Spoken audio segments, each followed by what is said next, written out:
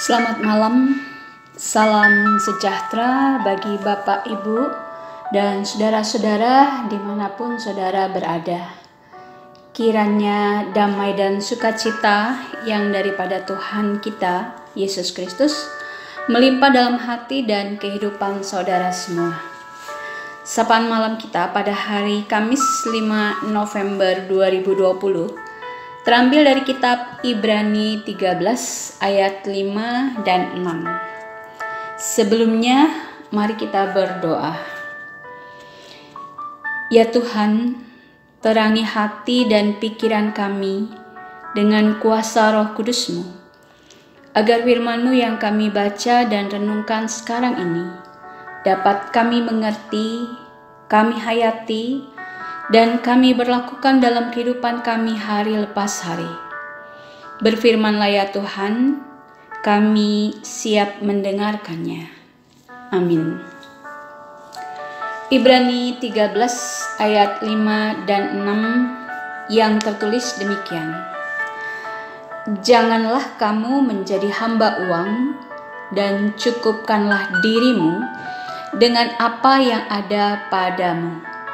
Karena Allah telah berfirman, Aku sekali-kali tidak akan membiarkan engkau, dan aku sekali-kali tidak akan meninggalkan engkau.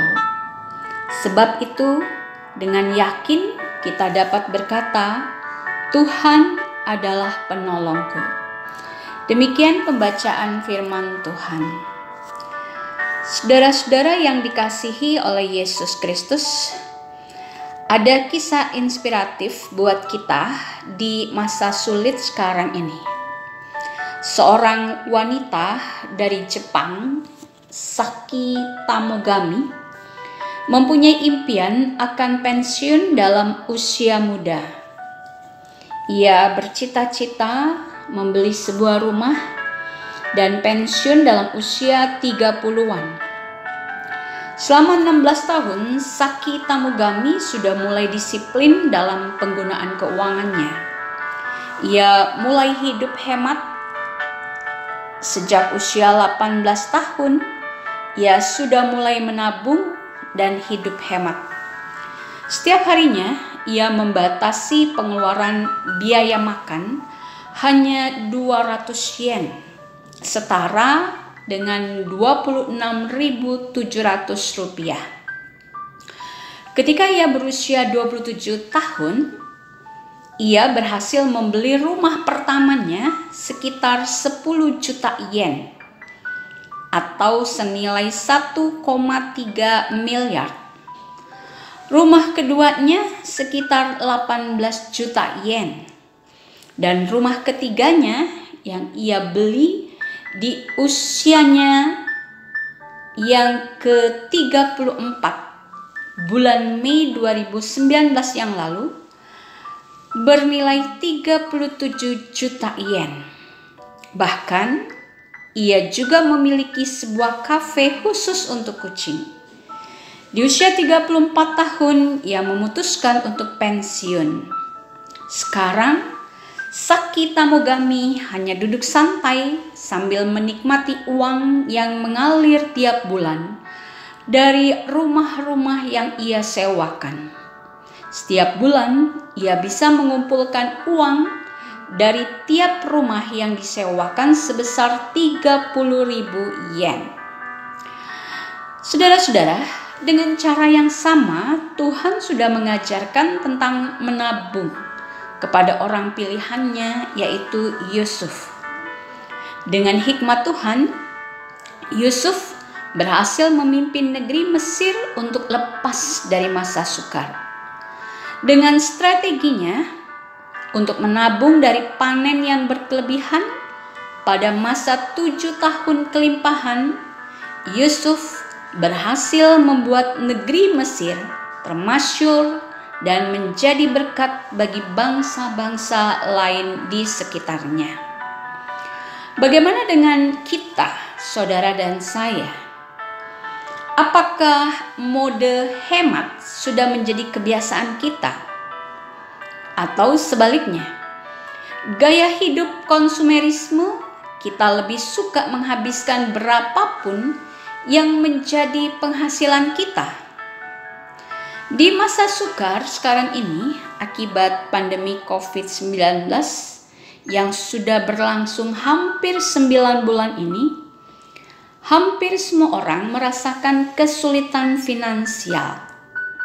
Banyak orang yang hidupnya menjadi susah secara finansial.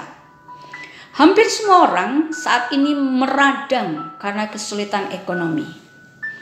Memang benar bahwa uang bukan segala-galanya, tetapi segala-galanya membutuhkan uang, bukan? Kondisi ini membuat dilema dalam hidup kita. Di satu sisi, kita tergerak untuk membantu saudara-saudara kita yang kesulitan. Namun di sisi lain, kondisi finansial kita sendiri pun tidak mampu untuk mencukupi kebutuhan keluarga kita. Saudara, firman Tuhan hari ini mengingatkan kita, janganlah kita menjadi hamba uang dan cukupkan diri kita dengan apa yang ada pada kita. Dengan demikian, bahwa hidup hemat dan menabung adalah tindakan yang harus kita lakukan dan juga kita ajarkan kepada keluarga kita. Terlebih pada masa sukar seperti sekarang ini. Dengan berhemat, kita bisa menabung dan menggunakannya untuk hal-hal yang mendesak. Bukan hanya untuk mencukupi kebutuhan keluarga kita sendiri, tetapi juga bisa menjadi berkat bagi orang lain.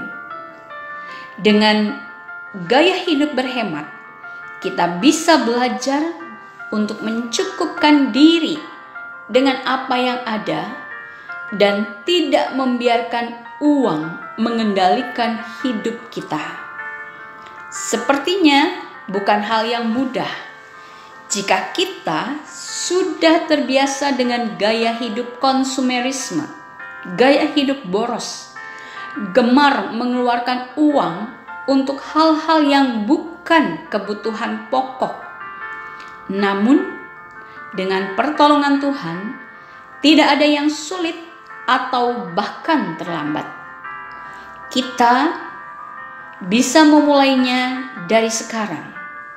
Dengan tekad yang kuat, kita bisa membangun ketahanan finansial yang kuat di masa sukar seperti sekarang ini.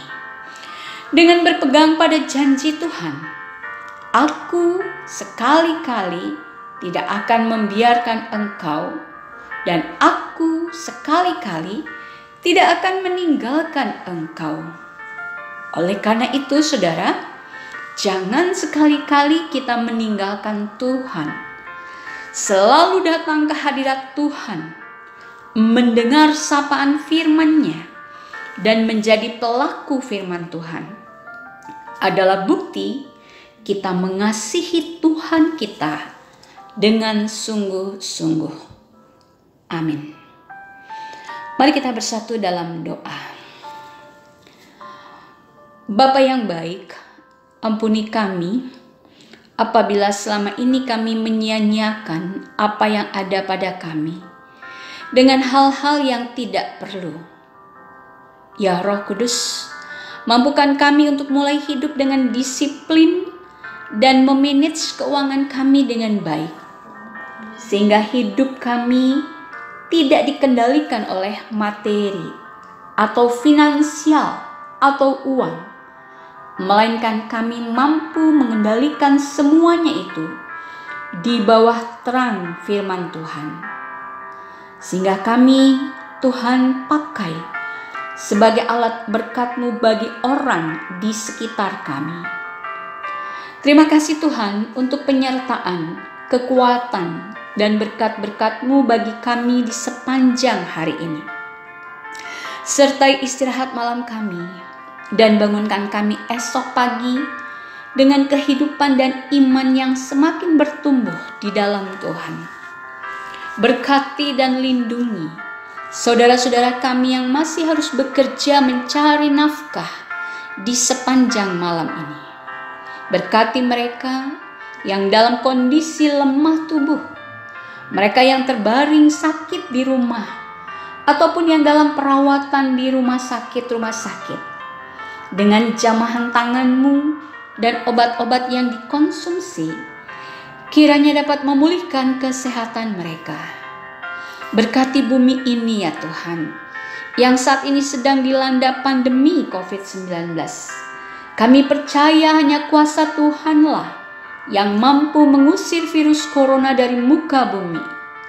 Melalui setiap kami yang selalu menjaga kesehatan, hidup sehat, dan mengikuti protokol kesehatan yang telah ditetapkan pemerintah. Berkati gereja kami Tuhan di masa pandemi ini, agar terus menyuarakan kebenaran firman Tuhan melalui pelayanan, persekutuan, dan kesaksian, melalui kegiatan dan ibadah-ibadah yang dilakukan secara daring.